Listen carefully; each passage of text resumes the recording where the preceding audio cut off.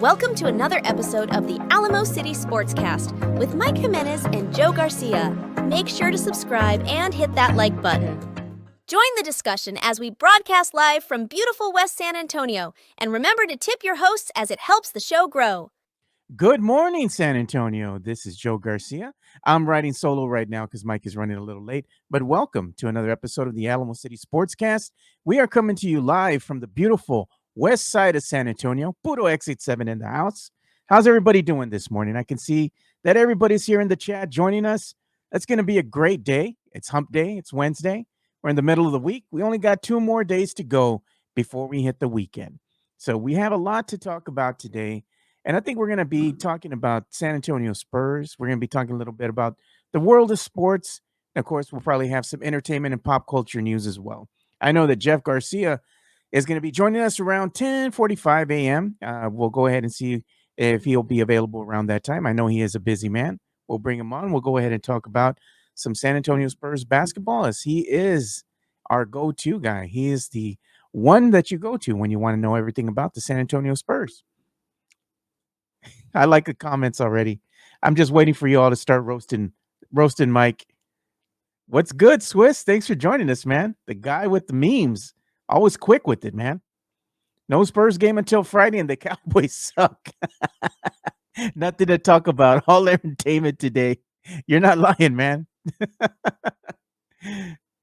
Hey, yeah, man. Look at that. Puro Edgar Mike back up. Well, you know what? I should put him back up, right? Till he comes back in the studio. There you go. There you go.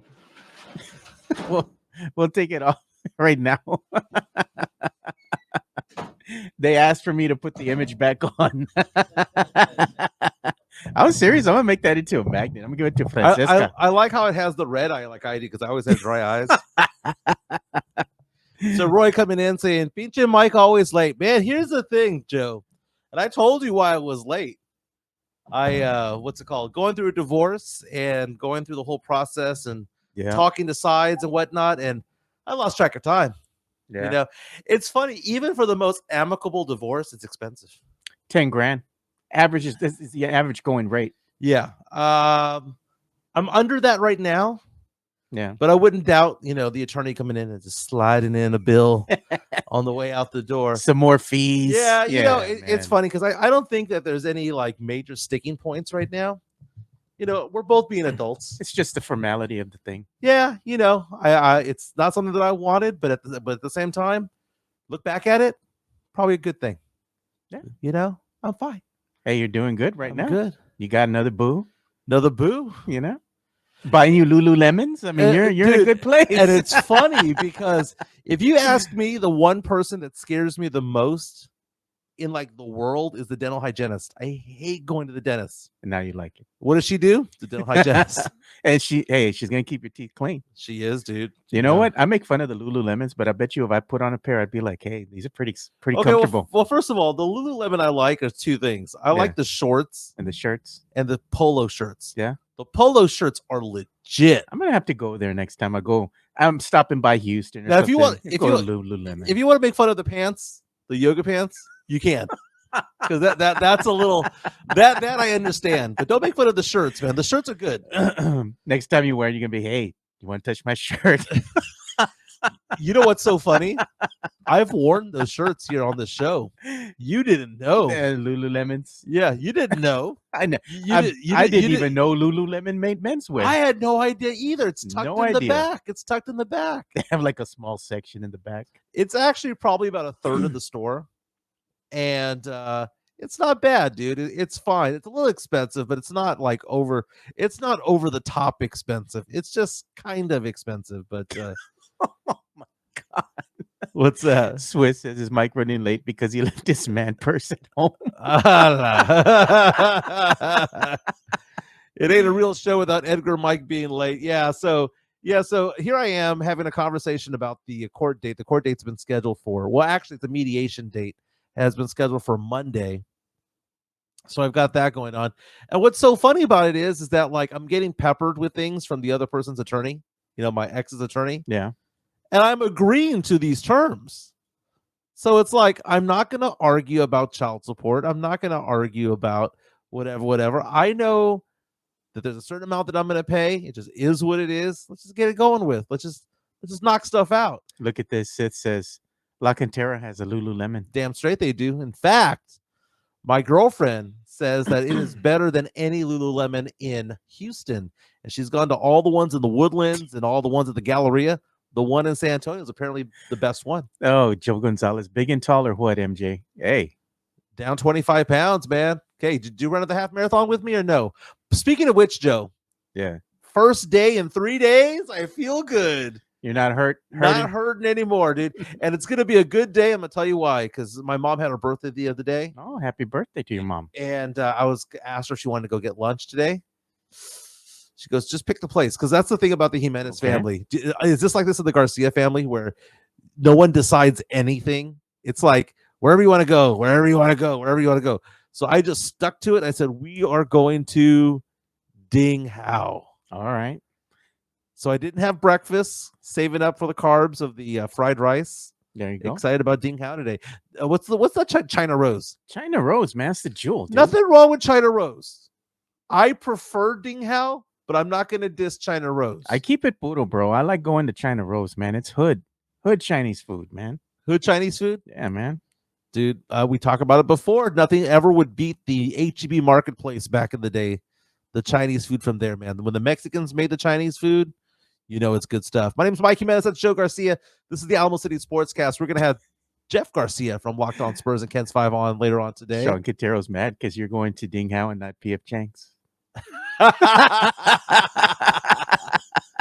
Well, you see, I like good Chinese. You know, is Ding Hao real Chinese food? Wow. It's probably a bunch of Mexicans making it in the back, dude. Yeah. That's how it usually works. Mexicans are the backbone of, the workforce here in the United States, man. If it's like that movie, Day Without a Mexicans. If Mexicans went ahead and just stopped working across the nation, nothing would get done, including Chinese food. Swiss comes out and says, happy birthday to the one that made you, Mike, Mrs. Jimenez, Mrs. Celia Jimenez. Very nice. Very nice. Roy coming out saying China Rose is the bomb. Drew Show saying that MSG gonna make you blow up like a balloon. Inflammation City, dude. MSG is no joke, man. I worked at Ken's 5 back in the day, and one day we went to China Star. And for those of you who know China Star, I think it still exists. I think so. Callahan and Babcock Road, delicious.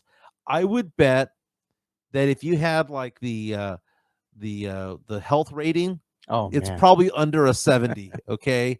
It is disgusting. You don't want to go to the restroom, anything like that. But food's delicious there. It is the Chinese food equivalent of Tacos Martinez on the west side. Oh, okay. Yeah. Tacos Martinez, you go in there. Come on, man. How are they passing code? You know what's funny? Like when you go to Whataburger, you go to the other fast food places, and they show you the calorie intake, right? At Cane's. Yeah. You go to Cane's because you go to Cane's a lot. I do too because of the kids, right? And you see the calorie intake. At like 1,000, 2,000, right? The cane sauce is like a lot. Oh, yeah. But if you go to a Mexican restaurant, they don't tell you your calorie intake. I bet you it's like 2 or 3 times that. Have you ever seen the calorie intake of the sauces at some of these places? Oh, dude. Chick-fil-A sauce, that little container Chick-fil-A sauce, sauce, which is like 2 spoonfuls essentially. And some people go in there, dip their whole chicken sandwich in there. Then they've got the fries. They use that instead of ketchup. Yeah. Each little container, 140 calories, dude. Damn. 140. 3 containers of Chick-fil-A sauce has more calories than a hot fudge sundae at McDonald's. I'd rather. But you know what? That's a lie, too, because a hot fudge sundae, you can't get one at McDonald's. The ice cream maker didn't work. Never does. Sam Salita says that under 70 score is where that flavor comes from. There you go, man. Sabor. Sabor. You know what it is? It's infused in that freaking grill, dude. Just like Apetitos. Before it burned down, man, the food was amazing there, dude. That's why the Mexican burgers are so good. Yeah. High Man comes out and says China Star would scare me at how good the food was and how fast it came out. It was ready to go, baby. It was ready to go. Dude, my girlfriend was making fun of me last night, Joe, because she calls me wow, what's that term? Oh my God, what's that term when a no sabo kid, right? Oh, she calls me no sabo kid, right? But she makes fun of me because when I say someone's name or when I say somebody's or like the city, I say it correctly. So we were talking about how we had a conversation yesterday about how I lived away from San Antonio for about 5 years growing up. Yeah. Okay. Okay, because I went to college at Texas State. And then I got a job in Corpus Christi, and I lived in Corpus Christi for 3 years. We were talking about the fact that her son's turning 23 years old today. So happy birthday to Julian. Oh, happy birthday to him, man. So 23 years old today. He's one of the finest young men you'll ever meet.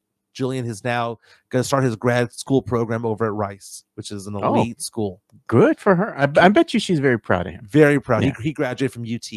Yeah. So we were talking about age 23, and I said, man, I know where I was at age 23. That was the year 2000. I was in Corpus Christi, leaving that job over there in Corpus to move to San Antonio because I got a job as a producer at KABB, and I became a reporter over there. Yeah. That's where you make Chuck Miketenig, Ernie Zuniga, Anthony Pittman. Yeah. Anthony Pittman and I were hired on the same day. We went to training together. Yeah. So the thing about it is that I was telling her that I used to live in San Marcos. Oh, okay. And she goes, where did you live? I said, San Marcos. And she goes, what are you talking about? Who are you? And she goes, where is that? Now, she used to live in Buda, by the way. My girlfriend lives in Conroe, but she grew up in Austin. Yeah. You're right there by the Cabela's, man. Yeah, she lived in Austin and also lived in Buda. So she heard me say San Marcos, and she was laughing. And she goes, do you mean San Marcos? No. And I was like, no, I mean San Marcos. And she was like, wait a minute. The No Sabo kid has to say it correctly. And I said, well, when it comes to names, I was always told growing up, even if you don't know Spanish, say the name correctly.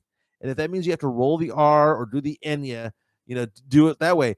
So like when I was announcing those games for Somerset Academy, the football games, you know, I'd be like, tackle by Guillermo, Guillermo Martinez with the tackle, And so she's like, how is it you're able to do that? We don't speak Spanish. Well, I didn't learn Spanish growing up, dude. My sisters all knew Spanish growing up because they're 10 years older than me. And they grew up in the barrio. I did. I grew up in Holmes. Okay. Holmes. I wasn't in the hood. I was hood adjacent. I was hood adjacent. I want to know Spanish, Joe. How do I do Duolingo at this point? What do I do? Yeah. You're going to have to do, is it that, what is that one thing that you get that app that teaches you? Yeah, Duolingo, Babbel. That's the one. Oh, I hate those commercials for Babbel. Rosetta Stone. We have a Tex-Mex Frank coming in with a super chat saying, happy birthday to your mama, Mike. Get her some mariachis to play at Ding Hao. A birthday day grito for your mom. Mom, Celia Jimenez, birthday number 83. Wow. This is for you.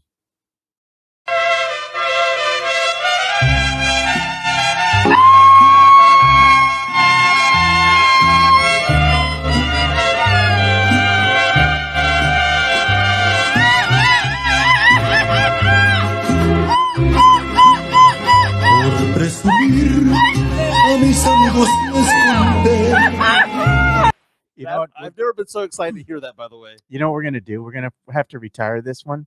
And I'm thinking of getting a new one, man. I think I'm going to have Leja do a grito wearing a cowboy hat and everything, man. Oh, wow. That'd be awesome. Yeah. That'll be the new grito. The thing about it is that I one time said it was too ethnic to do certain things. And that was to wear those boots to the rodeo, right? But speaking of mariachi, with the was it Ariats and the Ariats, you were like, get the pointy shoe ones, the curled, the ones that have toe that curls up. Dude, would you ever wear that? Hell no, man.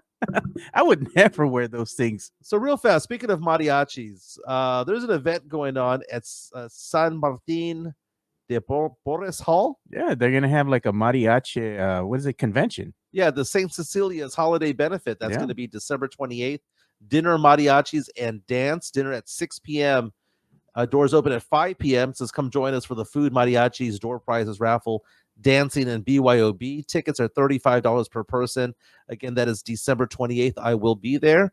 So if you want to hang out with me, hang out with Francesca, or as Joe calls her, Francesca. Francesca. You know what? She talks about that. She loves it. She absolutely loves it. She likes her name that I gave her.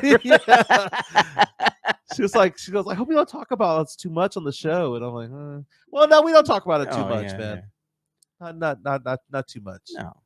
But we try to keep that. We try to keep the private lives private. We'll mention every now and then. It's kind of like the Big Mac back in the day. We keep the cool side cool and the hot side hot. There you go. Hey, speaking of McDonald's, Joe, the girl who turned in the dude who killed the CEO, the United Healthcare CEO, Luigi Mangione or whatever his name is, the one that Maglione. I was framed. She might not get the reward from the FBI. Come on, man. Dude, there are articles all over about the FBI reward. Now, the FBI was offering $50,000. Actually, it was $10,000 at first. They added $50,000, made $60,000 to get the guy who killed the CEO of United Healthcare on the streets of New York City. A McDonald's employee was Johnny on the spot. Saw the dude, he looks kind of like the guy. Let's call the police to figure it out. Police went by. Guess what? The ghost gun was on him. His manifesto was on him and all that stuff. So this is a girl who's probably making $15 an hour or less. I don't want to go Jerry Maguire on her, but show her the money. Yeah, right? Give her the money, man. Show her the money. So apparently there's stipulations to these FBI rewards that have come out. Stipulation number one is the guy needs to be convicted. How long is that going to take? Poor girl, man. That's going to take years. And on top of that, after he's convicted, she has to be nominated by a federal agency. Then it has to be reviewed, and then they're going to determine what percentage of that lead resulted in the actual arrest. That's 100%. Blah, blah, blah. And I'm like, just give her the damn money. By then, she ain't even be working at McDonald's no more, man. Like, come on. She'll be on her third kid by then. My goodness.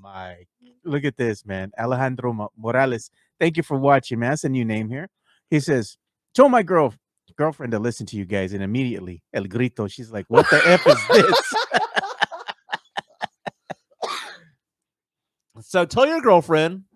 We do sports, we do pop culture, we do nostalgia over here. Let's do some sports, Joe. And typically we're going to talk about the Spurs because we're San Antonio. Spurs are they're 500 after 24 games. I mentioned in the promo this morning that we posted on Twitter that the Spurs have 8 games coming up that are all winnable because the best team the Spurs play in the next 8 games is 1 game above 500. 1 game above 500. So a lot of winnable games right now to end the calendar year. We're going to talk about the Spurs in a little bit, but Joe, last night I was excited watching Duke against UIW. God. Why? Because it got interesting for the first half? For the first half, I was like, isn't that what we said was going to happen? That UIW was going to show up, get excited, maybe take an early lead. Yeah, 2-3-point lead. Yeah. Yeah, and then it was going to be close at halftime, and then they'd get the doors blown out. Yeah, Tim Gonzalez had put a tweet out, and he's like, UIW is going to get a good paycheck, but that's about it. And then our friend Rudy Campos from Sweeps the League had put in, looks pretty close to me. And I didn't say anything because I'm like, hold my beer. Yeah. It's the wheel's about to fall off. And sure enough, what was the final score? They got decimated. Oh, they lost was it 78-41 or something like that? Yeah, man. It's like, Duke finally woke up and said, 72-46. Look at that. The spread was 34.5, 35, and Duke somehow wins by what is that? 26? Hey, UIW covered the spread. They covered the spread. If you want to show the screen here, Joe. Yeah. I mean, this is just a photo of the game from last night. It's so cool seeing UIW at Cameron Indoor Arena. The Cameron Crazies out there. Just going out there and balling out. UIW played well. It was 28-21 at halftime. But the problem was that, and this is courtesy of the ACC network, ESPN ACC network as well. The problem was that Duke was just so fast, man. Duke's point guard play, backcourt, so fast that in the second half, UIW, the first 5 minutes of the second half, could not even get a legit good shot off. It was these fadeaway 30-footers because the defense was so strong. But UIW goes out there. They finally got some buckets to go down, 5 minutes into the second half. By then, the lead had gone from 7 to 18 like that, Joe. Yeah. 7 to 18. Now, in talking about this, though, The big name that you hear right now in the NBA mock drafts right now is Cooper Flag. Of course, man. Cooper Flag, 6'8", 6'9". It's going to be a stud. He's only 17 years old still, if I'm not mistaken. He had back-to-back 20-point games as a 17-year-old. I'm not going to say anything bad about Cooper Flag, but I will say this. Watching the game yesterday, he didn't jump off the screen. Oh, Mike, come on. I'm sure he's a great player, dude. I'm sure he's going to be amazing. He didn't jump off the screen like I thought he would. Why would he? It's UIW, bro. Well, because it's UIW. So let's take a look at the box score yesterday. Leading the way for the Incarnate Word Cardinals, Jalen Anderson and Dylan Heyman with 11 points. But if you look over at Cooper Flag, 2 of 8 shooting, 6 points, 8 rebounds, 2 assists, 1 block, 1 steal. Just wasn't feeling it, man. Cooper Flag was one of the players of the week last week, kind of like Harrison Barnes was in the Western Conference. Mm-hmm. Cooper Flag was the player of the week a couple of weeks ago. Had only 6 points. I'm watching that game last night, Joe, and I'm thinking to myself, okay, I know he's going to be a stud. Obviously he is. He's 6'9", 205, 6'9" guard, small forward, whatever you want to call him, for the season averaging 15.9 points, 8.9 rebounds, 3.5 assists. He's an all-around good player. But why didn't he jump out of the screen, Joe? He didn't. And it wasn't that the buckets weren't going in. He just didn't seem like, maybe he just didn't care that game. Maybe he's like, it's just UIW. Yeah, that's what I'm saying, dude. Sometimes you get up because of the talent that's in front of you. Yeah. If you have a matchup, you don't want to be outshone. You want to have to go shell out, because if not, they're going to talk about you on the 4-letter network. Right. What's wrong with Cooper Flag? He can't go up against elite talent. I mean, they're going to be saying that kind of stuff. The last 2 games that Cooper Flag had against Louisville, 20 points, 12 rebounds. Against Auburn, the second-ranked team in the nation, 22 points, 11 rebounds. Also had 4 assists. So he can ball out, but then you see against the teams that are lower level, they played against Seattle, the Seattle Redhawks. Who? He didn't get up for them. Seattle Redhawks, he got 9 points. Yeah, dude. He's like UIW, 6 points. Yeah. So is it something where he just doesn't get up for the lower tier schools? Yeah. It's not prime time, man. That's lame. Not prime time. That's lame. If I was the coach, it'd be like, you know what? I ain't feeling it, man. Just sit me down. I tell the coach, Yeah. Oh my goodness. But UIW going out there again, they lose to Duke 72-46, but they cover the spread. Good enough. Good enough for me. Good for them. Good for them. Last night you had in the NBA people going crazy about the Bucks. The Bucks suddenly look decent again, man. Beat the Magic 114-109, and the Maverick lose to the Thunder 118-104. Lots of people complained about the referees. But Shai Gilgeous-Alexander with 39 points. Both the Thunder and Bucks advanced to the NBA Cup semis. Yeah. Now, we're talking about Cooper Flag, right? I saw last night, let me see if I can find it. The 2025 NBA mock drafts have come out. And the comparisons to who these players are.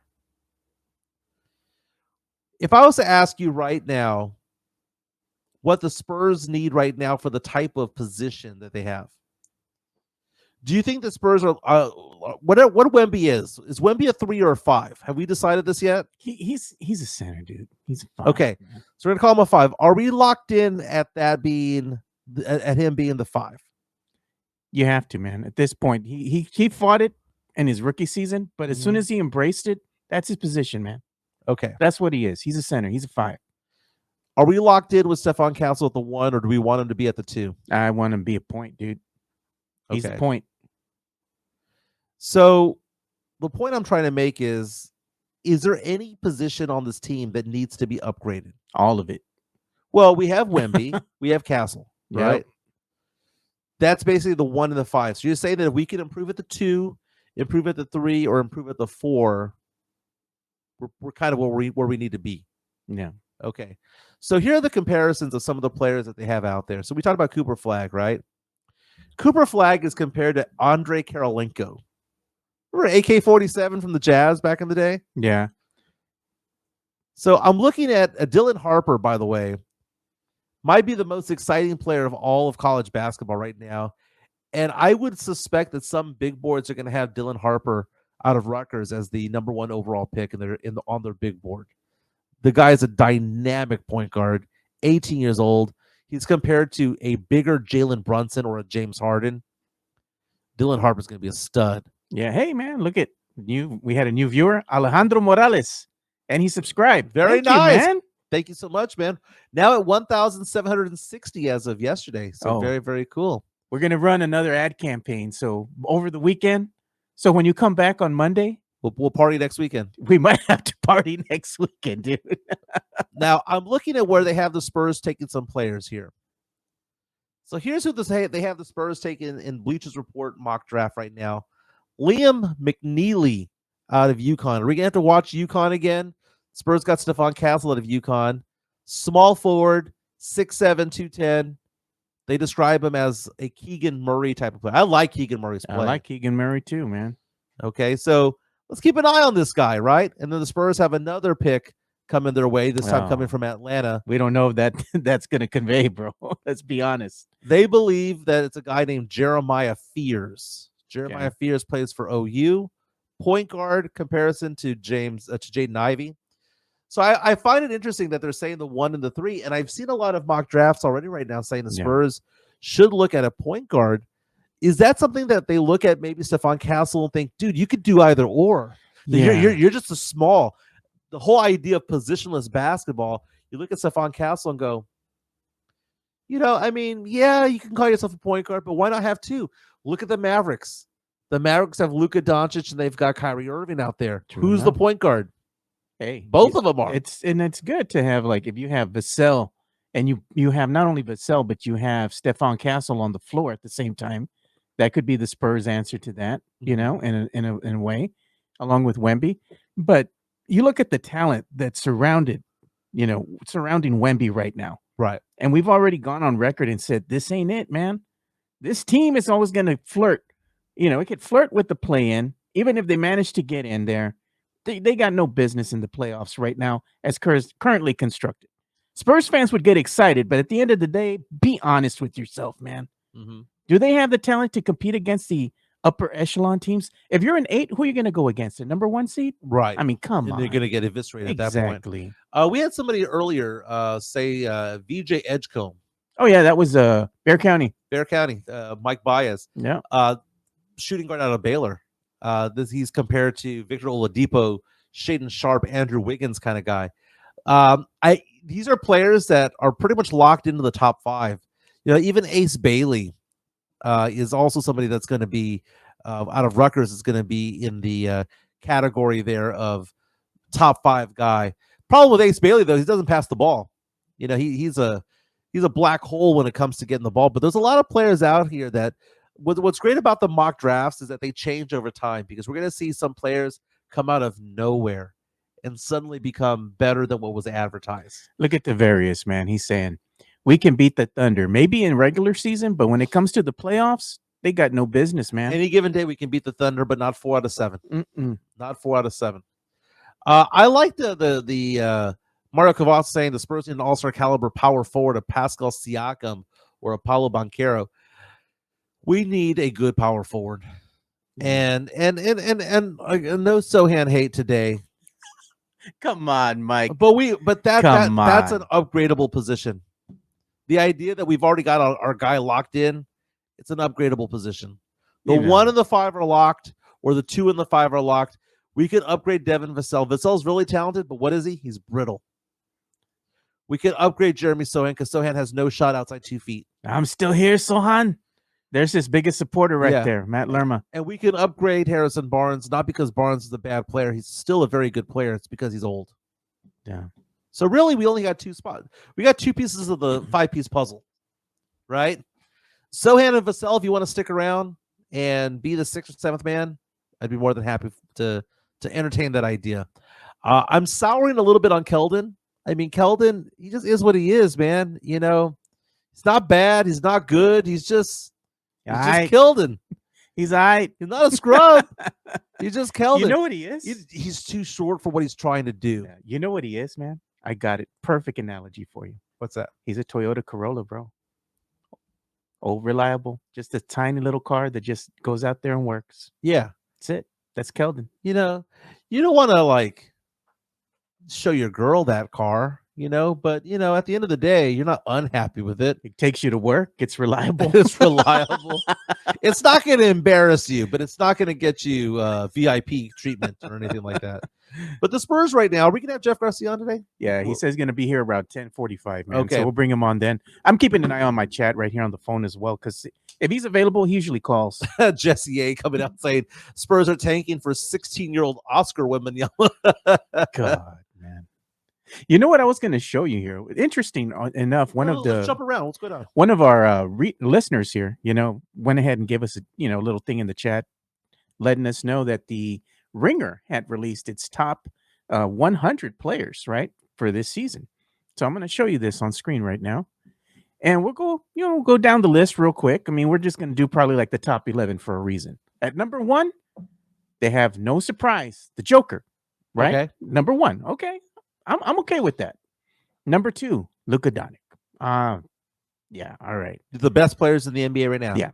Number 3, Giannis. Okay. Number 4, they got Jason Tatum. Number 5, no surprise here, man. Shy. Yeah. And they have Steph Curry at 6. Yeah. Kevin Durant, number 7. Okay. Anthony Davis, the glass man, number 8. All right. Anthony Edwards, Minnesota Timberwolves at number 9. Jalen Brunson for the New York Knicks at number 10. And at number 11, Victor Wembanyama. And this is ranking what? Like the best players in the NBA as of right now? Mm-hmm. As of right now. Top 100. They put him at 11. So Wemby right now, 23.6 points per game, 10 rebounds per game, 3.5 blocks. His three-point shooting has improved to 34%. Wemby is a top 15 player in the NBA. You cannot argue against that. The question becomes, when is he going to be a top 10 player? On any given day, he can ball out to the point where you look at him and go, that's a top 10 player. Look at who's better. It's the consistency. Look who's better than him. Jalen Brunson from the Knicks, Anthony Edwards, Anthony Davis, Kevin Durant, Steph Curry, Shy, Jason Tatum, Giannis, Luka, and the Joker. And what do these guys have in common? Many of them are not American. Not only that, but the other thing that they have in common is that they're on teams that have a winning record. Right. Well, if you look at that list of players right there, if you were to ask any of their GMs or head coaches, who would you rather have? Would you rather have Wemby or Jalen Brunson? They'd rather have Wemby. Would you rather have Wemby or Jason Tatum? Even though Tatum's great, they'd rather have Wemby. So Wemby would be more desired by, I would argue, every single team GM or head coach that's above him, right? Because of what we don't know, what we haven't seen. Wemby is still a young man, going to turn 21 next month. We have just scratched the surface as to what he's going to become. Wemby year 4 is going to be interesting, man. Year 4, year 5, when he goes into the second contract with the Spurs, hopefully, that's when we're going to see who he is. It's difficult to talk about the age of these players because I don't look at it according to age. I look at it according to their contract. Someone was asking me yesterday about, this is on Twitter, about Sohan, and they said, well, Sohan's just 21 years old, yada, yada, yada. And I said, look, man, I don't look at it as him being 21 years old. I look at it as then it's the end of his contract. The Spurs have a team option on Jeremy Sohan next year, and I hope they keep him, right? So he's going to stay on the team next year. I think it's going to be like $7-8 million, and they're going to keep him for one more year. Then he becomes a restricted free agent, Joe. Yeah. What does restricted free agency means? Gone. It means that he can go out and sign with another team, and the Spurs have the right to keep him if they match the salaries. Yeah, they can. So what salary does Jeremy Sohan deserve when the time comes? Because I look at the Spurs salary cap, and the Spurs have done well by their players by signing them to extensions, right? Yeah. The Spurs drafted Devin Vassell. What did they give him? $135 million guaranteed contract. And they're paying him $29 million this year. What do they do for Keldon Johnson? They drafted him at number 29 overall in the draft. $19 million is what they're paying him now. The Spurs went out and re-signed Zach Collins to a $34.8 million deal. They didn't draft him, but they paid him. The Spurs drafted Trey Jones in the second round, signed him to a 2-year, $20 million deal. My question is, based on what Jeremy Sochan has become, which is a above average defender, somebody who can dunk the ball, somebody who can do backdoor cuts and all that stuff. Can't shoot. Can't shoot. Outside of what? 1 foot? 2 feet. What exactly is his value monetarily? Because our good friend Matt Lerma was on Twitter going, well, he's going to get re-signed by the Spurs. Okay, it's fine. How much? How much? Yeah. Because if you're offering him $25 million a year, F that. Can't shoot. Can't shoot. If you're offering him $10 million a year, $12 million a year, okay. But then you look at it and you go, well, crap, they gave Keldon $15, $18 million a year, or they gave Keldon $18 million a year. And it goes down. And it goes down. Mm-hmm. The average was 18. They started him at 19, then they dropped him to 17. Vassell's the same way. Started at 29, drops to 27.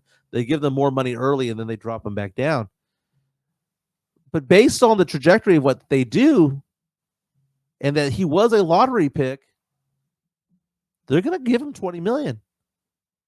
And are Spurs fans okay with Jeremy Sochan a year and a half from now making $20 million plus? Yeah. Because that's what we're going to be looking at, because restricted free agency means he can go out and sign with another team, play the field. Spurs have the right to match. Yeah, we did have a comment here. Alejandro Morales, new to the show here, says, do we take a pick or use for a trade? Are Spurs still in the beginning of the reconstruction or middle? Will using their pick slow reconstruction? We're about 40% of the way through the rebuild. About 40% of the way. And because we have Castle, we have Wemby, I suppose you can say because we have Sochan. Yeah, look at Christian. About 40%. This is a good comment. He goes, does having foreign players at the top bother you guys? To me, it shows the game is growing and developing. A lot of the best players now in the NBA aren't from the States here. They're from out. I recognize that name on Twitter. Thank you so much for being on. I think you're relatively new to the show. That's a great point. Let's talk about that, right? Let's talk about that. And Matt was saying, I guess Mike doesn't know they already picked up his option. That was a foregone conclusion, Matt. Whether I knew about it or not, it was going to happen. So, the one option that we had to look at is whether the Spurs are going to do it or not is going to be Blake Wesley and Malachi Branham. So the Spurs getting the option for Sochan is not breaking news. It's not like incredible news. It's like a no-brainer. But that being said, the idea that the best players in the NBA right now are international is for a reason, man. Dude, one word describes basketball right now in the U.S., and that's soft. Yeah. The competition level's different. The mentality of these players are different. It used to be you wanted to go up against the best and beat the best. And right now, it's about joining the best. Yeah, we do have when we saw Kevin Durant sign with a 73-9 team of Golden State, that right there shows exactly what U.S. basketball is all about. It's not about beating the team. It's about joining the team. Can't beat them, join them, right? That's what U.S. does. International game is different, man. They play at a young age. They're playing professional ball. There's no high school, college, AAU over there. No, you're going from high school to the pros over there. You're in the pros while in high school. Wemby played. Tony Parker played as teens over there in a professional league against grown-ass men. Yeah. It's different, and there's a difference between the two. And does it bother me? It bothers me when it comes to the attitude of these players that are American. I would much rather the Spurs go off and draft international players because A, I think they're better to the city. B, I don't think they care about the small market in the U.S. And C, because the American players, they want to play in New York. Yeah, they want to play in cities. Chicago. They want to play in Boston. The Wembys of the world, the Sohans of the world from Poland, they don't care about the small market because this is not their home. They're gonna go off, and they come from a big city anyway. Yeah, they're talking about Jeff Garcia in his new article about Lonnie Walker. And speaking of Jeff Garcia, we do have him on the line. We're going to go ahead and bring him on. And it's the one and only Jeff Garcia joining us. So we got to bring him on proper. We're going to bring him in. Here we go. Here we go. Here we go. Here we go. Here comes the money. There you go. Dollar.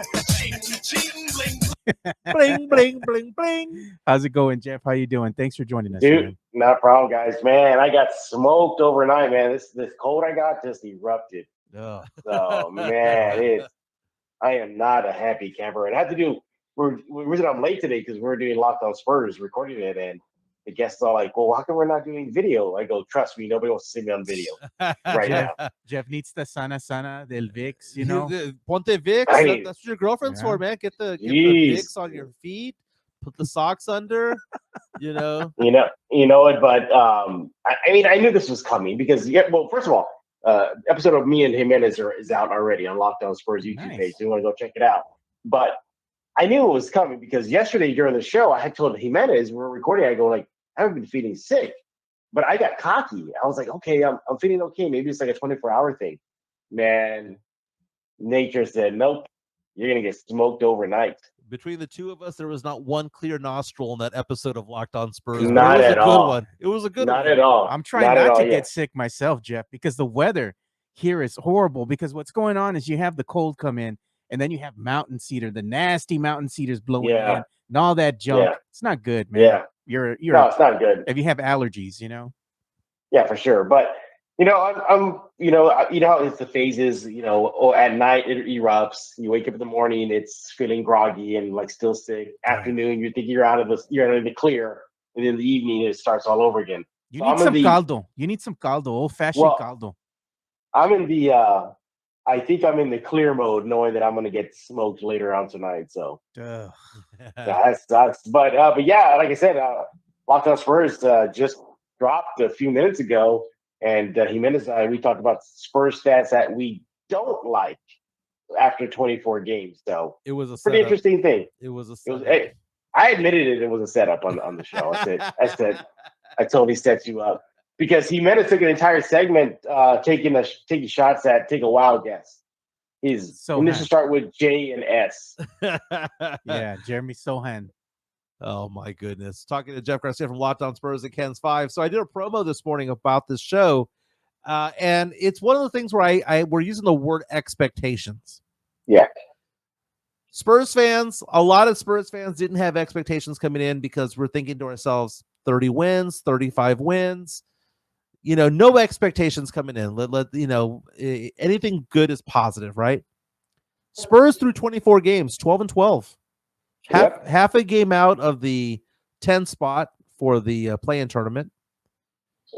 The more wins you rack up, correct me if I'm wrong, the higher the expectations become. Okay. The Spurs have 8 games between now and the end of the year that are very, very winnable. The next 8 games, the best team that they're playing is 1 game over 500. Dare I say, Jeff, that this is a pivotal stretch of games for the Spurs because some of them are on the road, but beyond all that, these are winnable games. If the Spurs have any chance of making the play-in tournament, they got to get some wins. They got to go at least 5-3 the next 8 games. Tell us something good, Jeff. I'm hoping Santa will bring me a 4-game win streak. Is that possible? Well, I think it's possible. Well, Santa brought you a gift earlier this season because they already had a 4-game win streak. I want another one. Well, you want another one? I think they're going to have another win streak. This is a team that, look, let's just face it, the bar is set low. 22-win season, anything is going to be better than 22 wins. Would you call it a successful season? And let's just say the Spurs end the season 35 wins? Yes. Technically, it's a successful season compared to last year. So the bar is set low, so anything moving forward is great. But is the bar higher now? Is what I'm asking. It's definitely moving. You could feel it moving up higher and higher. Look, you beyond you, me, and Joe, you look around and the national media is saying, "Oh, this is the Spurs team you don't want to sleep on. Yeah. This is the Spurs team that's a very feisty." I was looking at some numbers. Well, when we're doing the stats that we like and don't like, I find it very interesting that the Spurs this season, everybody knows their first quarter is like one of the worst. But get this, they're actually 500, even though they came out of the gates bad. They're actually 8-8 overall when they're trading at after the end of the first, and they're 7-7 at home. So they tend to, to me, that's a sign of progress. Yeah. They're even. They're even, and I think ultimately you're gonna get an even team, a 500-ish team when it's all said and done. Now if they're 42-42. Let's just say that still doesn't get you to the play-in though. Not in the West. Not in the West. So right now, you take a look at who the Spurs play next. But they play Portland on Friday, so they have a long stretch of rest. Portland 8-16. After that, they've got Minnesota, who's 12-11. They've got Atlanta 12-11. The Spurs or 13-12 rather. Spurs can do themselves a favor by not only winning that game, but also lowering the draft pick there of the Atlanta Hawks. Spurs have a home game against Portland again. Then Philadelphia, who has struggled all year, is on the road there in Philadelphia at the Wells Fargo, 7-15 record there. Then the Spurs have the Knicks. The Spurs have Brooklyn, and Brooklyn's not a very good team.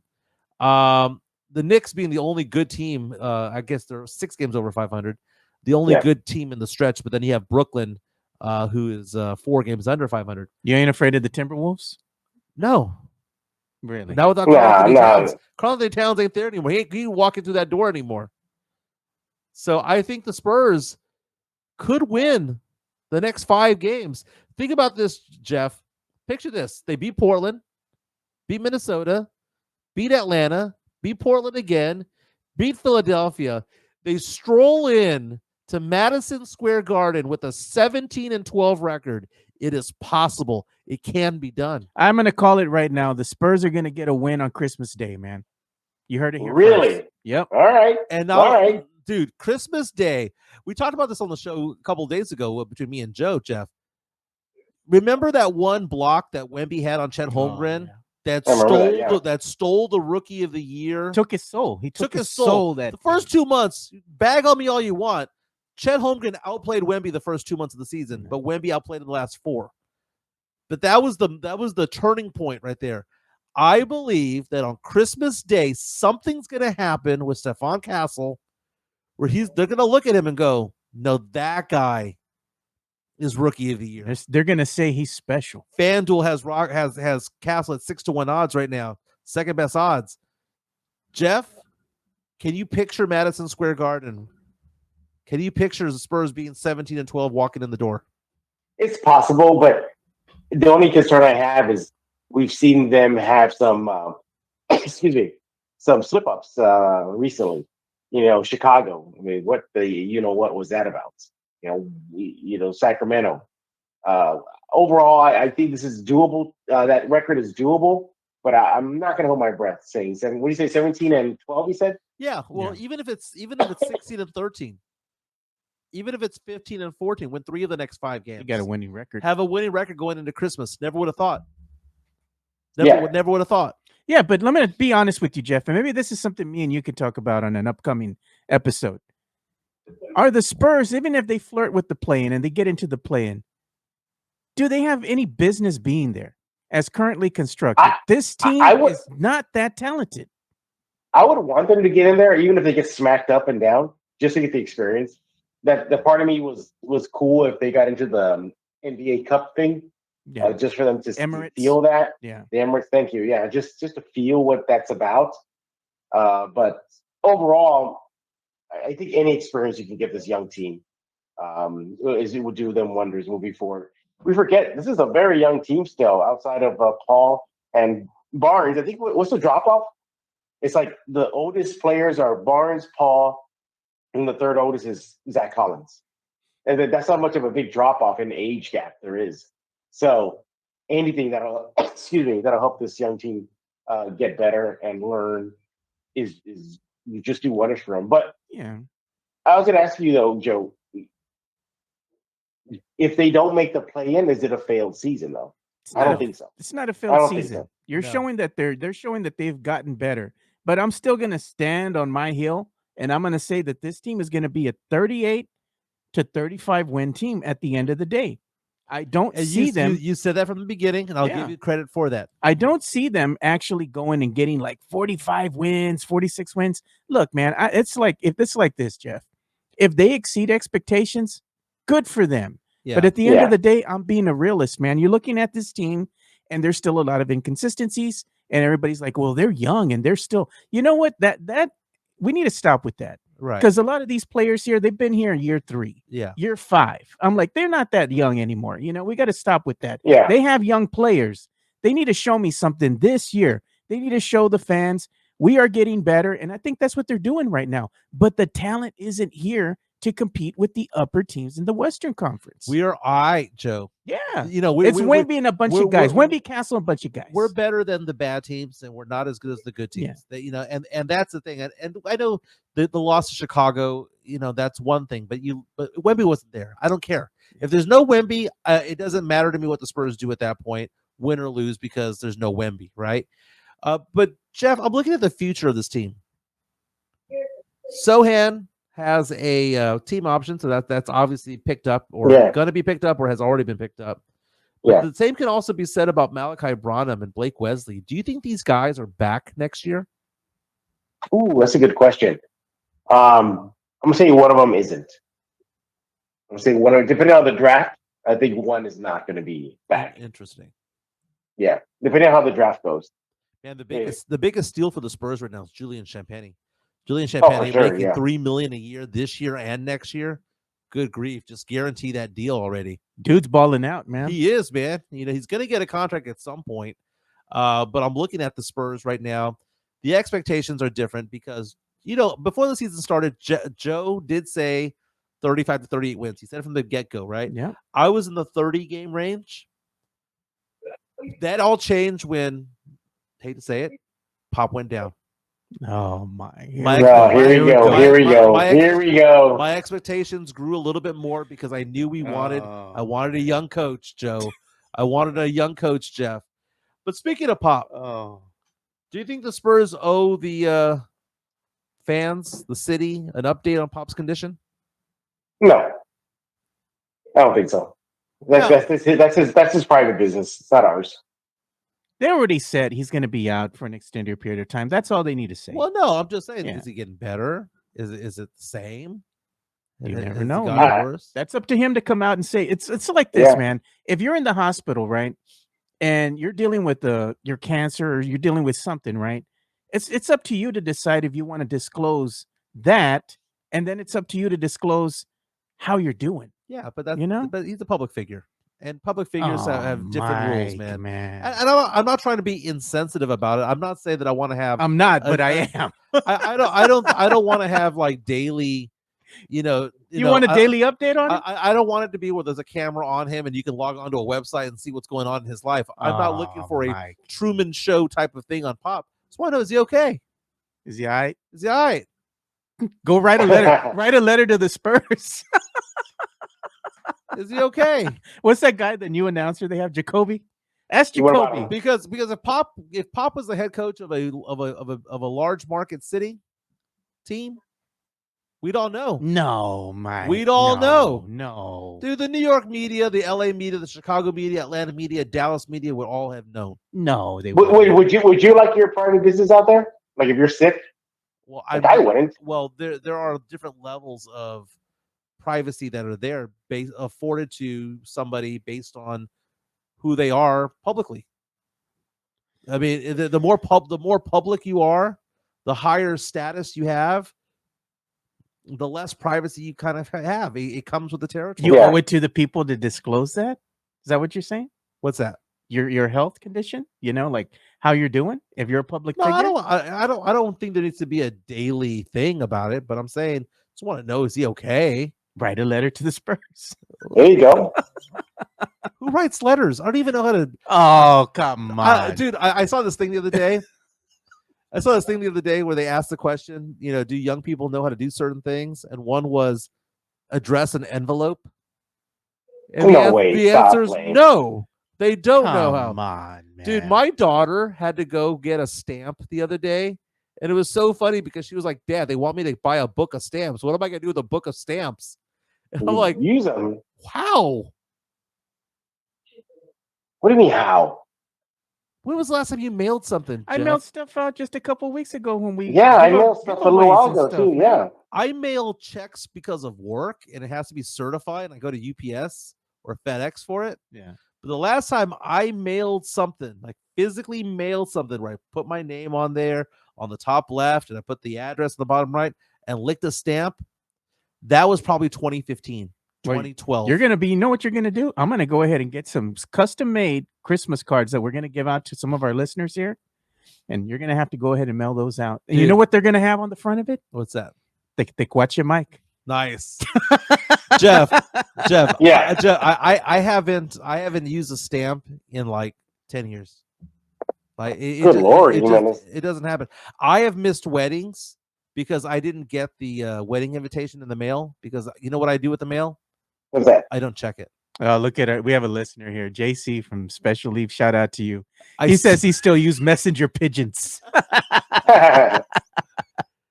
Jeff, what's going on in your world, man? What do you got going on for Christmas this year? Ooh, that's a good question. I don't know. I think I'll be going to my cousin's house. Celebrate with them. My whole family gets together there. There'll be some tequila, of course, right? Of course there will be. Be. What else? I think that's about it. Right now, I'm just so focused on getting better. I mean, this sucks. I can't stand being sick. Get some tequila, Jeff. Put it in the coffee. Does that really work? Yes. Hey, Mike is a testament to that, dude. When he was on death's door here, he couldn't talk. He's like, man, my voice, I'm all. Yeah, tequila helps with the voice. Dude, I gave him some Buffalo Trace. He was right as rain, dude. Hey, Jeff, I got to tell you a story, man. My daughter moved back to San Antonio. Yeah. And I asked her the other day, she was like going out with her friends. And I asked her, hey, where did you go last night? And she goes, I went to this cool bar. Went to 1919. Oh, nice. No, what did she say about it? She said it was loud and expensive, but she liked it. But I was thinking to myself, that's my bar. That's where I go with Jeff. Yeah, I like going to 1919. She's invading your space. She is, man. She is. Tell her, why are you hanging out in my spaces? If I see her at Esquire, I'm going to get pissed. You know what? I would laugh. I'm going to laugh if she goes, you know what? Dad, I went to this bar and it was really cool. It was called Be Kind Rewind. Jeff will be all, no. Well, that last time that Jimenez and I tried to go there, man, we went on the wrong night. It was a bunch of kids out there. It was loud. I mean, I think it would have taken us about an hour to get to the bathroom, just to get to the bathroom. It was that packed. I was like, no way, never again. A bunch of these kids in here. It was the first time I had seen Jeff Garcia, his eyelid twitch. He was so like, he wasn't mad. He wasn't, he just seemed disappointed, man. He was frustrated is what it was. Oh, Jimenez, that was just too much. That was way too much. It was nothing like the website. The website made it seem like it's a lounge. Yeah. Like a very nice, quiet lounge. Not quiet, but it was practically Nyosa in there. It was Nyosa in there. It was Nyosa. You know what we got to do, Jeff, when you get better, before the holidays hit right here, before Christmas, I want to go ahead and go to the martini bar with you, man. I want to have a drink or two with you. Oh, yeah. Let's do it. Yeah, the one downtown near your neck in the woods, Yeah. So, yeah.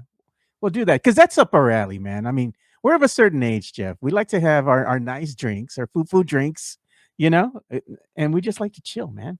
We don't necessarily want to be around all there was no chilling that night at Be Kind Rewind at all. None whatsoever. No way. We ended up going to oh my God, Jimenez, where did we go? Oh, we went to I forgot. It was some beer garden downtown. That's right, yeah. That place was not. I've gone there before with Brandon and Big Poppy Medina. I was there with y'all that night. Remember we went one night? Me, you, and Mantis went. Yeah. And then Big Poppy showed us up there later. Yeah. Bentley's Beer Garden. Okay. That's it. Yeah, we went there. That's right. Yeah. It was good. It was good. It's an outdoor area. Not bad. I just remember I got toasty. Toasty. You know what? I got white girl wasted. Yeah, the funny thing. This is what it's like. There's stories there that I wouldn't even use to cook Jimenez. Yeah, but Mike gets drunk. I won't even use. Mike gets drunk easy off of beer. Like it's too heavy for him, right? So he can't.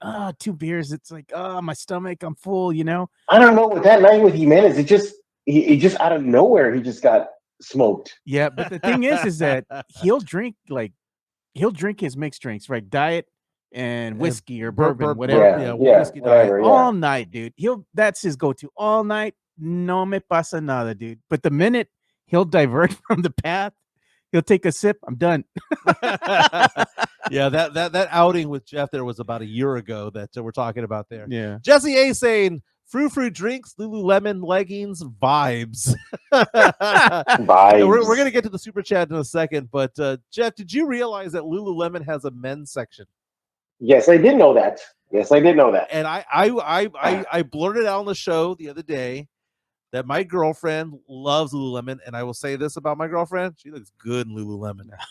She brings, here we go. Here we go. Big easy, Jimenez. Big Easy. Calm down. We don't need Demon Mike coming out talking, man. Come on. But Francesca won't like it, Mike. But she showed me the men's section there, and she bought me a couple of things. And I bought the running shorts. I got some extra. They were like on clearance. I ran them on the half marathon. Dude, the running shorts are really good. I got a polo shirt that was really good. Yeah. Jeff, are you for or against wearing Lululemon for men? I'm gonna say it depends. If they look like manly shorts, then go for it. Okay. You know, if they're like neon colors, you know, lime colored or no, mine are something like that. Mine look like Spurs colors. And they're short shorts. No. That is true because they have the 5, the 7, and the 9-inch thing. So no, I didn't buy the John Stockton shorts. No, these are the 7. We'll be seeing Jimenez smuggling grapes. Oh man, dude. Better grapes than raisins.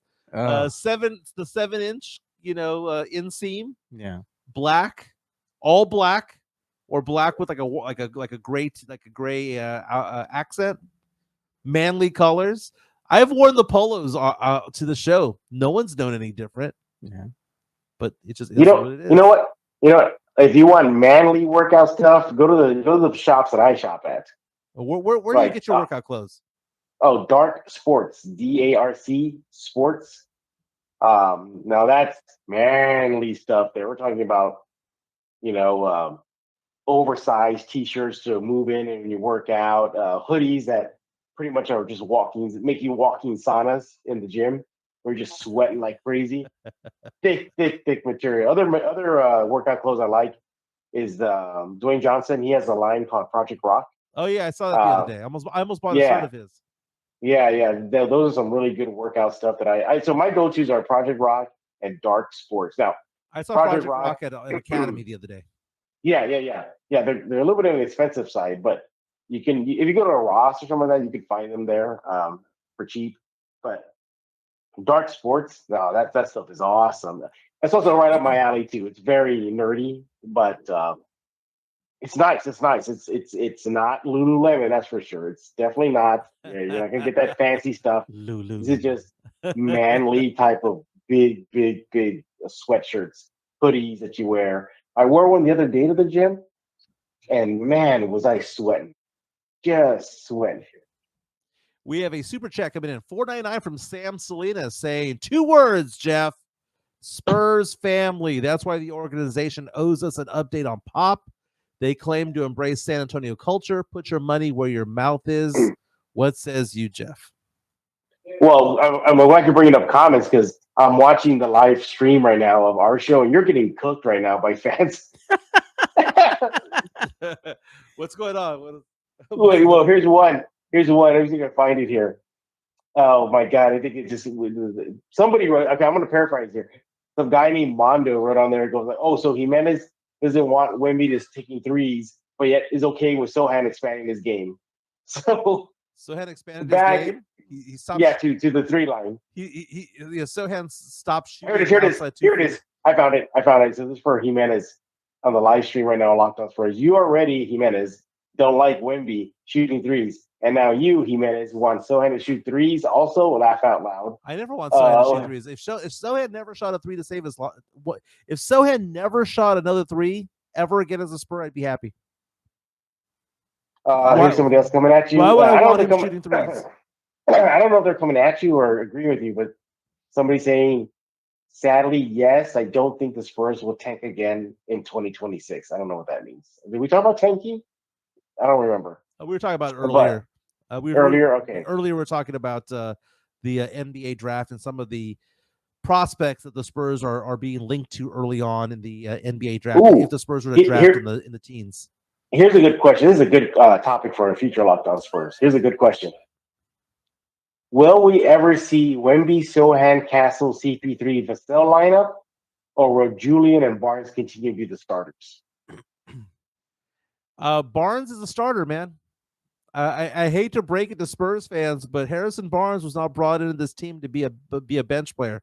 Harrison Barnes plays 82 games. He's Mr. Reliable. He spreads the floor.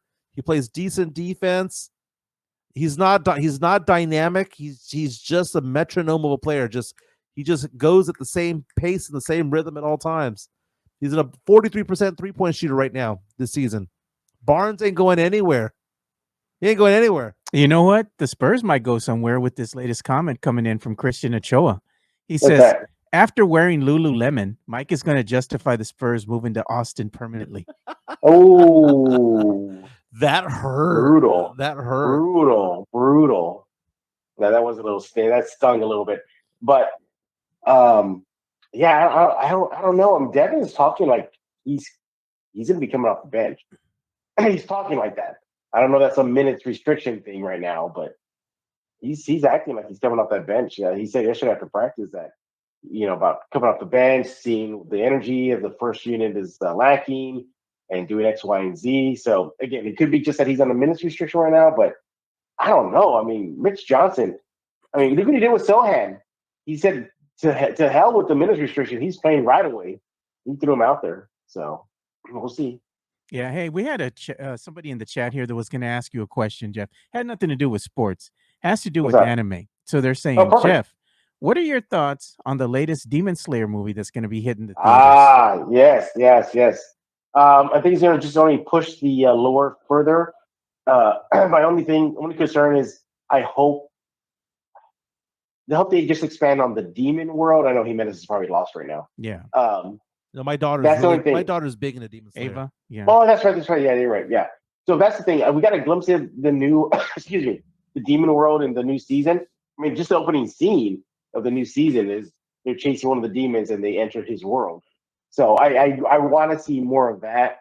So that's my thought on the new movie. I just want them to expand on that, because how much more can you expand on Zenitsu and all the main characters? I think the only way I can think of, they become top shelf Demon Slayers, but I don't think they're really there yet in the story.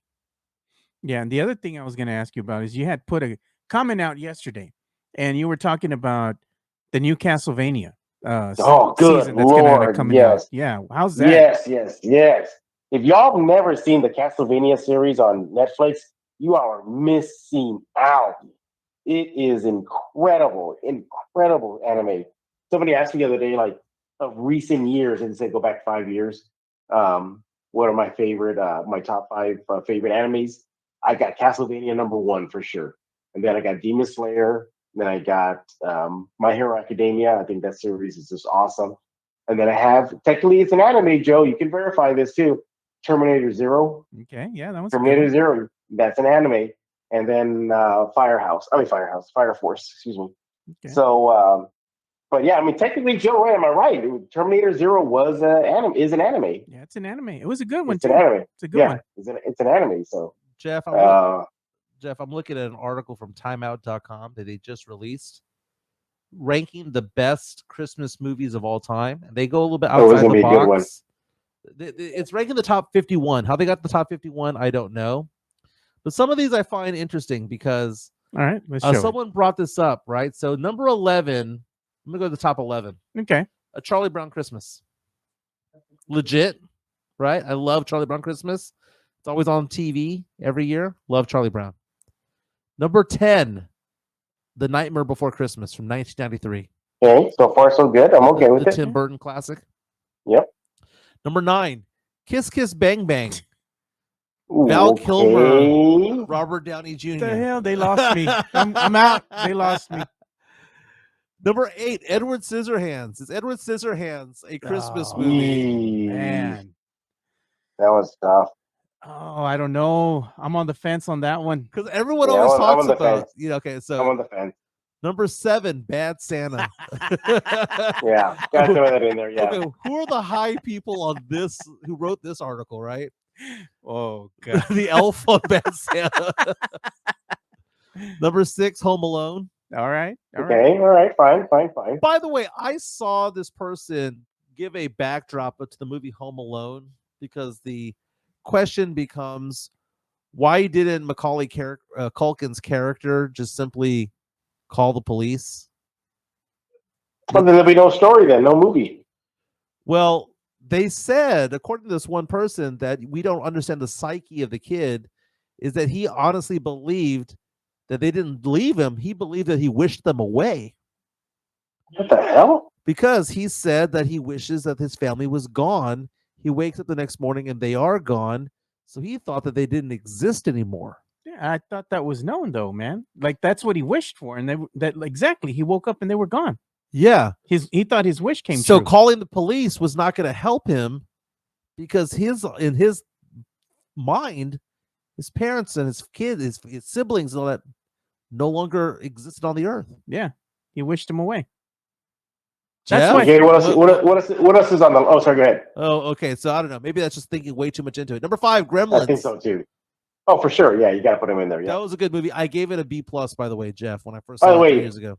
By the way, how did we get away with watching movies like that back in the day? That thing is wild. It's wild. It's a cochino film. It's dark as you know what.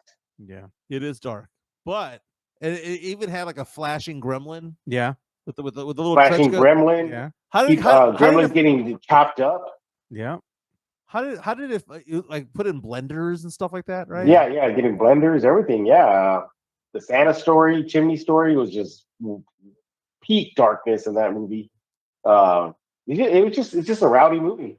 Jeff, number 4. I don't trust people who say they don't like this movie. A Christmas Story from 1983. It's a classic, man. The Red Ryder BB gun, bolt action BB gun. Wait, simply saying it's not a Christmas movie? No, people who say they don't like the movie. Oh, don't like the movie. If they've seen the movie, they don't like it. I get the ick. I'm like, come on, how do you not like this movie? Right. You don't have to love it, but how do you not like this movie? Christmas. Oh man, it's always on loop at my parents' house. My dad loves watching that movie. Number 3, Elf. I saw someone the other day told me that they didn't like the movie Elf. Yeah, there's some people that don't like it at all. Elf is amazing. They think what's his name is over the top too much. Buddy, they think he's too much over the top. Number 2, Die Hard. For me, Jeff, I would say that Die Hard is on my Mount Rushmore of my favorite action movies of all time. It might be number 1. That's a manly Christmas movie too. I love Die Hard. I saw it as a kid growing up. That wasn't a movie where I was not allowed to watch. My dad showed me Die Hard, right? Love Die Hard to this day. I will watch Die Hard and be happy with it. Die Hard 2 was really good too. Nothing wrong with Die Hard, man. That's an A+++ movie. Love me some Bruce Willis. Who's number 1? I gotta know. It's a Wonderful Life. Oh yes, there's all that coming. Yeah. And you see, we already have comments in here saying 2 of our listeners say Elf is trash, and the other one says I don't like Elf. Well, you guys don't have a Christmas spirit. Die Hard is a love story, according to Chris Gonzalez. It is. Miss Gennaro. A love story. How do you figure that? Because he's doing this for love. He's trying to save his marriage to Miss Gennaro. Hey, what's you got? You got some honorable mentions for me. We'll put Batman Returns. Interesting. Set in Christmas. It was set in Christmas. Yep. What's another one? There's another movie. I think there's another movie. Unless you said it, I didn't even hear you. But what's that one movie? It was set in Christmas, and it was set in England, and it was a bunch of little love stories. Oh my goodness! And it had like Oh, hang on. I know what it is. Just give me a few minutes. Talk among yourselves. Okay. Well, I mentioned the other day, Just Friends. With Oh, Just Ryan- Friends, yeah. with Ryan That's set in Christmas, yep. I swear. Yep. Remember that opening? I swear. We were also talking about the fact how about just the Christmas scene, the Christmas dance scene from Mean Girls? I'm just saying. I don't know. Not a Christmas movie, but that was a hell of a scene. Right, yeah. What about Christmas Vacation? The I found it. Lampoon's I movie? remember. If you said this movie in the list, I apologize, but I think it should be in the list. Love Actually. I remember watching the movie. That was a pretty good movie Yeah. back in the day. Yeah, that's a really good movie, and it's set in Christmas. So. Is Trading Places a Christmas movie? No, I'm gonna go no. Whoa. I'm gonna go no. Very, very cool. Talking to Jeff Garcia from Locked On Spurs and Cans 5. What are you working on today, my man? Well, we got Locked On Spurs just dropped right now. Jimenez and I talking about Spurs stats that we don't like. It's a part 2 of the series of just that. So it's if you like crunchy numbers, you like knowing some stuff, statistics about Spurs. It's out right now. Then I think yesterday we did stats that we do like. So you want to see this the black and white of things when it comes to the box scores and all that good stuff. You got to check out Locked On Spurs today. Some Spurs news went up this morning regarding Wemby and an animated Wemby in the new Jingle Jingle Reborn or something like that for the Christmas promos for the Spurs. And then we got a couple other articles coming out. I finally got together an article, put it together. I had a chat with Chris Paul about slow starts to the season. So that is coming out today and not tomorrow. So we got a lot of good stuff. Yes. I actually talked to the players, everybody. We do have conversations. So it's pretty cool. I think y'all are gonna like it. What he had to say about the one thing that's been kind of bothering the Spurs this season is bad starts. Yeah, that's exactly it. In fact, ESPN was talking about that today. They released their power rankings. They have the Spurs ranked number 18 in the NBA, and it says the vast majority of the losses is because of slow starts. Handle the Fist coming out and saying, "What about Scrooged?" Bill Murray. Used to love that movie growing up. Not as big of a fan anymore, but I loved it growing up. But Christmas Vacation, the Chevy Chase, Beverly D'Angelo movie, amazing. That wasn't on the list? That was actually ranked number 26 on that list of 51. Did Love Actually make it or no? Did not, no. But Die Hard 2 did make it. So okay. And also Batman Returns was also on the list. Hey Jeff, I gotta show this, man, because you had shared this earlier, and this was on your on the X, right? And you had put San Antonio Spurs fans, would you want Lonnie Walker back? Because there was an article. Oh yeah, not an article, but an excerpt from NBA Central saying, with an excerpt from Lonnie Walker, and he was saying everyone is smart here. He's talking about the EuroLeague. Nobody wants to play, nobody plays the wrong way. It's real basketball over here. It's not like you have one or two players who just take all the shots. What say you, Jeff? Would you welcome Lonnie Walker back? I see increase in his just his consistency. That was my biggest issue with him. But I wouldn't mind him back, but there's just no spot for him. There's not. You're not going to give up Castle's minutes. You're not going to give up Vassell's minutes. You're not going to give up Sohan's minutes. Maybe Branham and Blake Wesley, but even at that, they rarely play nowadays. So, but it's just that I've been told that there's a couple other Western Conference teams that might be chasing him soon. So leave it at that. Is he in Lithuania? Is that where he's at? Yeah, he's in Lithuania. Yeah, he's playing over in the EuroLeague over there. But you got a new episode. You were saying for you and Jimenez out today, right? On Locked On Spurs. Yep, that's it again. Stats that we don't like. So Jimenez, he went all in on Sohan. There's a whole segment about that. Whole freaking segment. You set me and up you for see that. me on you see me on camera just sitting back, like letting him go, just letting him dig his own grave. Go for it. You know what we need to do while Jeff is here on the show? We need to give you some love, man. So we're gonna go ahead and play your Locked On Spurs segment here that we use. All right. Give me a second here. Sure. Locked On Spurs is your daily Spurs podcast, hosted by Jeff Garcia, the lead Spurs writer for Ken's 5 San Antonio. Jeff has a healthy plethora of guests all the time on the Locked On Spurs podcast. You can also follow Jeff on Threads at JeffG Ken's 5 SA. You can also follow Jeff on Twitter at Jeff G Spurs Zone. So make sure you go ahead and give Jeff a follow, not only on Threads and Twitter, but also on YouTube at youtube.com/@LockedOnSpurs. This is where you're going to be able to find the replay of the Locked On Spurs podcast. Make sure to like, subscribe, and share. And there you go. Make sure you go ahead and like, subscribe, and share on the Locked On Spurs podcast. By the way, during the break, I just saw this on social media. The most anticipated movies for 2025, the top 10. And I was reading it, and number 3 is Jurassic World. How many more times can they recycle the same freaking plot? It's the same thing. Dinosaurs, we capture them. Oh no, they got lost. We gotta survive their chase. I mean, and then get them, wrangle them up, and then put them back in their zoo. How many Star Wars? How many Star Wars storylines are we gonna have, man? Well, there's different storylines, so don't totally. Well, as long as they're not the. You know what? You're not allowed to see or touch Rogue One.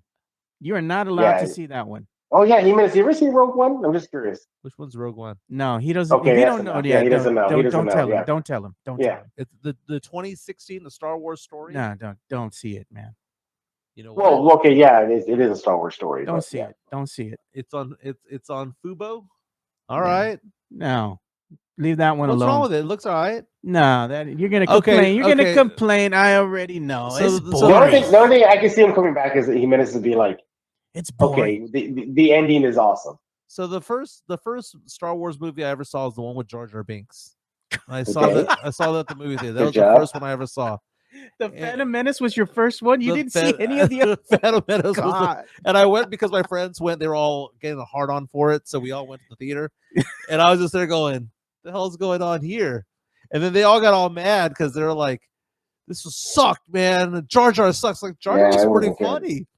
Of course he would. He's the Jamaican. Of course you'd like Jar Jar. The Jamaican in space. Oh my god. Then I went back in time. Man. I went back in time and I watched the first one, the regular Star Wars. New Hope. Yeah, New Hope. Yeah, New Hope. It was all right, falls in love with his sister, whatever. And then Empire Strikes Back was really good. Okay, I saw Empire Strikes Back. That's my favorite, man. And the whole that was series. Pretty good. That one and Rogue One. And Jedi was Jedi was good, except for those damn Ewoks, man. Yeah, yep. I didn't get off to the Ewoks. So I've seen 4 movies of Star Wars. I would say that Empire was the best one, followed by the first one. And then the other 2 were just kind of whatever. Yeah, the Ewok thing was a bit much, Jeff. Like teddy bears in space. Come on, man. Teddy bears in space. Yeah. Wait a minute. No, was Padme. That's Natalie Portman, right? No, that's from the prequels, man. Prequels, yeah. Okay, I saw the first one of that one. Is that the one with Jar Jar? Yeah. Yes. Okay, that's how I know because it was Natalie Portman. Yeah. Okay, that's how I remember. Hey, Joe, you been watching a Skeleton Crew? Yeah, I watched it, man. I watched the first 2 episodes. Goonies in space, man. One-Eyed Willie and everything. Pretty much what it is. Rehash. The beginning was just a rehash of the original. No originality, Jeff. I mean, why are they in the suburbs? Like, really? Like, if you... I think that's the big mystery right there. Man. I'm like, what's going on, Jeff? I mean, all in all, it was it's Goonies in space. That's what it is. Yeah. Goonies in space. Goonies in space. Yeah. No, seriously, he's not messing around. It really is Goonies in space. Jeff, let me ask you something because you are. I mean, we argue about Big Trouble in Little China. I think Big Trouble in Little China is the worst movie I've ever seen. Hey, I'm the 2 worst movies I've ever seen: Big Trouble in Little China and Everywhere. What's that? Everywhere, Every Place, All at Once. What is that? What was that movie called? Oh yeah, you something like that. Yeah. Everything, guys, Everywhere, All at Once. Yeah. I didn't realize the time, man. I gotta go. I got caught up in all this discussion. All right, all right, man. We'll let you go, Jeff. Thanks, man. Then I'm gonna ask Joe this question. Jeff, thanks for being on, man. Don't forget to subscribe to Locked On Spurs. What is one movie from back in the day? Locked On Spurs is your daily Spurs podcast. There we go. What is one movie from back in the day? Because y'all make fun of me because I didn't like certain movies growing up. Yeah. Give me a movie from back in the day that everyone likes and you're like, nah, it's okay. At least give me that. Give me one that you're gonna be that everyone likes that you don't like. Or maybe it's a musician that everybody likes that you don't like. Like, for example, I can't stand Michael Jackson. Really? There's like 2 songs of his I like, and that's it. Okay. I like this DJ, man. He's based out of Cali, dude. His name's Oliver, and he does a lot of like remixes and stuff like that. Roy I says, like him, Roy man. says dollar. Yeah. Every time you Get the finger slip. Well, what happens too is like I push the buttons, but sometimes these buttons stick. Yeah. Because I got to clean this like Stream Deck that I have here. Yeah. So I got to wipe it down, dude, because I hit it and then the button sticks. And I'm like, I have to hit it again and boop. I respect Roy for knowing the dollar. For coming Well, right at it. We need to give Mike. We need to also have Mike give $1 every time he's late, man. Like charge him $5 a minute, dude. Oh my goodness. So, okay, so a couple things this week. Yeah. Some news and notes. By the way, news and notes. Scotty Barnes out for several weeks. He hurt himself, man. Dude, that was ugly. I was watching the game when it actually happened. I thought he broke his foot. We were at Sean's house, and we were watching Monday Night Football, and then we had the Toronto game off to 2 different screens. And when I saw it, I was like, ooh, he looked like he was in a lot of pain. News and notes, Joe. I'll be doing the show remotely on Friday. That's up to you, man. You want to do it remotely? We can. I'll do it remotely on Friday. Next week, though, we're gonna have some guests, hosts over here because I'm gonna be going on a little Christmas trip, a little pre-Christmas trip. So I'll be gone Wednesday, Thursday, Friday, but we'll figure something out Monday and Tuesday. Yeah, we'll have some guests on Monday. I mean, yeah, you're gonna be off when? Wednesday, Thursday, Friday. Okay. Yeah, we'll get somebody in here. And we'll see about Friday, though. I'm thinking about having to take the day off. We'll see. Very nice. I might have to do some work. That's why, dude. We got to give MCS some love. We haven't given them their love today. MCS General Contracting, more than 30 years of combined experience in concrete placement. They are the best in the business. Honest pricing, high quality work. They get going on house foundations, driveways, concrete patio decks. If you want to extend the deck, extend the driveway. If you're a business and you need to put together a slab, a parking lot, or other concrete placement services or sidewalks, reach out to MCS General Contracting at 210-774-9155. They're confident in their skills, so give Chris Leha over at MCS General Contracting a call at 210-774-9155. And thank you for being a sponsor of this show. There's going to be a third Sonic the Hedgehog movie. Jim Carrey jokes on CNN.com that he needed money.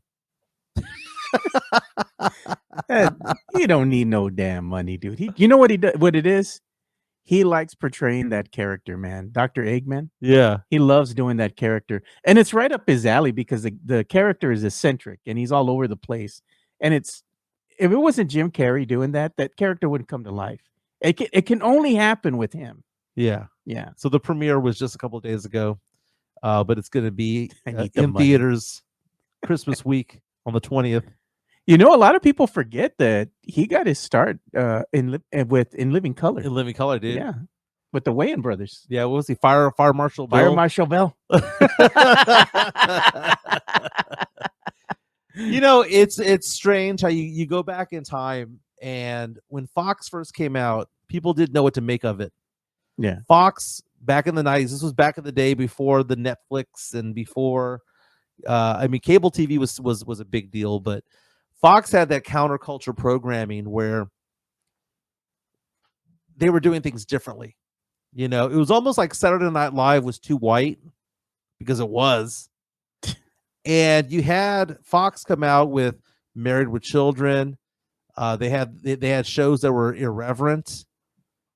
But then they put on In Living Color. They had Martin, Living Single. Living Single became Friends. yeah. Okay. The show Friends with Phoebe and Ross and Rachel and all them is a complete ripoff of Living Single. And even they say it. There was another series that had come out even before all that. And it was in the 80s, and it was a spinoff of the Cosby Show. Remember one of the main characters there went to college. Oh, that was on NBC. That was a different world. A different world. Different World came out first, right? During this whole era, you Right. know? And then after that, that's when you started having the other sitcoms, start coming out. But I attribute everything to that one series there. I mean, Fox was big, man. They had the X-Files at the time. They did, man. They had some programming there that was just ahead of its time. They had Beverly Hills 90210, Melrose Place, The Simpsons. I mean, Fox in the 90s, my youth was it. I mean, it was better than ABC, because what were we gonna get with ABC? TGIF, right? Hey, the TGIF on Fridays, man, that was some bangers, dude. Yeah. You know, they had that. Was it? They had Full House. And what was that other one called? Family Matters. Family Matters, yeah. Yeah. Mario Cavazza saying J-Lo claimed to fame, dancer on The Living Color. Yeah, she sure was, dude. Then you had Rosie Perez was the choreographer. Mm-hmm. We have Matt Larimer saying A Different World. Love that theme song. Yeah, you remember that? A Different World, Where You Come From. Yeah. Come behind. I'm trying to think about what it was. I saw an episode of on Peacock, I believe is what it was, of A Different World, the first couple of episodes. Even though they're old, the show holds up so well in concept. Of which one? Of A Different World. Oh yeah, it does. Of going from I'm leaving high school, I'm leaving my family. It was Hillman College, I think. Yeah, is what Hillman it was. College. It was a starkly black. Yeah. And they go to this one college, and you have people from all different walks of life, and that's what college is. Yeah. That's why college is great for a lot of people, that you get to meet people from different cultures, from different backgrounds, different faiths, different whatever. And how you have what was it, Dwayne Wade was his name, right? Dwayne. It wasn't Wayne Wade, but it was Dwayne. And he was Dwayne Wayne, yeah. And he had a thing for Whitney. Whitley. Well, Whitley, yeah. For Whitley, who's played by Jasmine Guy. Jasmine Guy had that one hit song back in the day, the I Just Want to Hold You song. Yeah. That was a good song, man. You know, I'm gonna go in my car right now. I'm gonna drive off in the truck, listen to some 90s R&B. Golly. Look at that. Marissa Tomei was in a different world. Yes, she was. Three's Company will always be my favorite. Hey, nice. That one's still funny, dude. Three's Company was amazing. And it doesn't matter if it had Chrissy or Terry. I was all about it. What's the name of the Regal Beagle? The Regal Beagle. Larry? Larry, always with the shirt open. Did Larry get ass? Yeah, dude, come on. Because Jack was hooking up, but was Larry getting his own, or was Larry getting the strays? The strays, the overflow. No, Larry had some game, dude. Larry had game, bro. He didn't have game with Chrissy. He didn't have game with Janet. Yeah, because they knew him. They knew he was a sleazeball. But when he would go to the Regal Beagle, man, he was slaying, dude. What do you think they were drinking at the Regal Beagle? I don't know, man. Because probably beers, just beers. But they had other drinks there, man. Because you could see people walking around. It was San Diego, right? The land of Fernandez. Yeah, man. They were probably having they had to have like martinis or something. No, like something with an umbrella in it. Yeah, little cocktail or something, man. Regal Beagle, dude. Still thinking of the flamingos. It was a Terry lifts her leg up. Damn. I was 8 years old going. Legs for days. I was 8 years old going. Cochino Something's Mike. happening. Cochino Something's Mike. happening. I don't like playing with toys no more. Keep your Star Wars. I'm gonna watch Terry. Oh my God. Very nice. Look at that. Old fashions is what they were selling. Jack. Mike is Mexican Frasier. Oh my God, dude. This one is a good comment, dude. Mexican Frasier. Oh, you know what? Hey baby, I hear the blues are calling. You should show this comment to your girl, dude. She'll get a kick out of it. They called you Mexican Frasier on today's show. Doesn't know a lick of English until you say San Marcos. San Marcos. No, it's not a lick of English, lick of Spanish. You're no sabo kid until you say San Marcos. Lord, man. Well, fellas, it's time for some Ding How. Come by Callahan and 410 if you want to say hi to me. Ding How for my mama's birthday. Everyone have a fantastic day. We'll be back tomorrow. This is the Alamo City Sportscast. Again, if you have any financial needs when it comes to things like IRAs, 401k rollovers, annuities, investments, insurances, reach out to me. 210-508-0369. 210-508-0369. Give me a call. We'll talk to you guys soon. We'll be back tomorrow. Peace.